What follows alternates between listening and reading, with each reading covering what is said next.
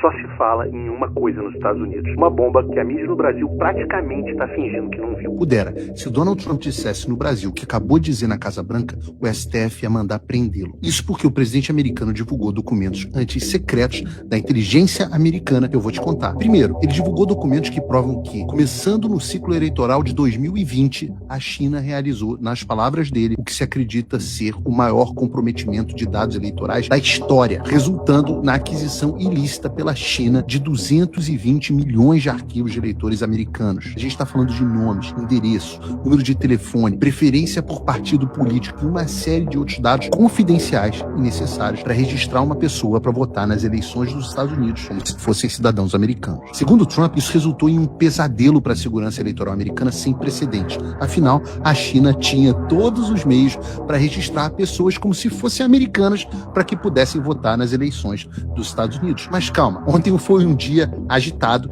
e isso não foi tudo que o Trump falou sobre eleições. O Trump também autorizou a divulgação de um relatório da CIA, que mostra que sistemas eletrônicos de votação estão expostos a ataques e invasões, e afirmou que a CIA recebeu informações sobre um plano do regime Chávez Maduro para alterar votos digitalmente nas eleições venezuelanas de uma forma que podia escapar até das auditorias tradicionais. Um desses documentos é um relatório da CIA sobre a Venezuela, reunindo informações de inteligência produzidas entre 2004 e 2020. Para a eleição presidencial de 2012, fontes relataram que os serviços de inteligência do Chávez, o Conselho Nacional Eleitoral, o TSE deles, e a Smartmatic, a empresa de origem venezuelana, que fornece tecnologias relacionadas ao voto eletrônico para vários países e já atuou, inclusive, no Brasil, planejaram instalar máquinas pré-programadas em cerca de 300 centros eleitorais no país. O objetivo seria garantir uma vantagem de 1,5 milhão de votos. Naquele ano, o Chávez venceu por aproximadamente 1,6 milhão. Em 2020, outro plano teria usado máquinas virtuais para copiar arquivos legítimos, substituir resultados favoráveis à oposição e fazer votos alterados parecerem provenientes das máquinas verdadeiras. Isso permitiria ajustar a apuração em tempo real e escapar das auditorias. Mais uma teoria da conspiração que agora está sendo comprovada com documentos da CIA. Sendo claro, a CIA não diz que uma fraude decidiu essas eleições, mas ela confirma o fundamental: manipular sistemas eletrônicos de votação é tecnicamente possível, principalmente quando quem tem acesso interno controla as máquinas, o software e as auditorias. Esse é exatamente o caso do Brasil. O TSE desenvolve o sistema, organiza a eleição, fiscaliza a si mesmo, julga as contestações e ainda decide quais críticas podem ser feitas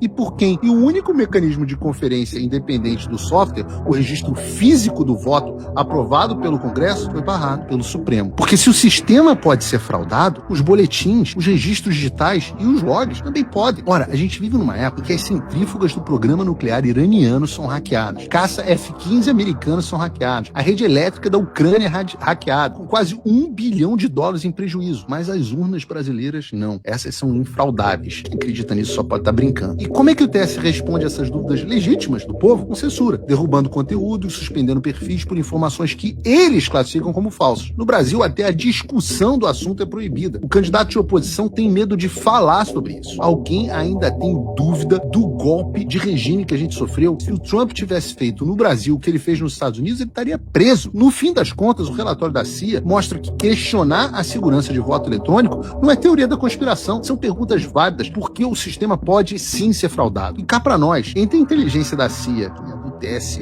eu fico com a CIA. Me conta aí a tua opinião nos comentários. Compartilha para isso chegar a mais pessoas e segue para mais conteúdos desse tipo.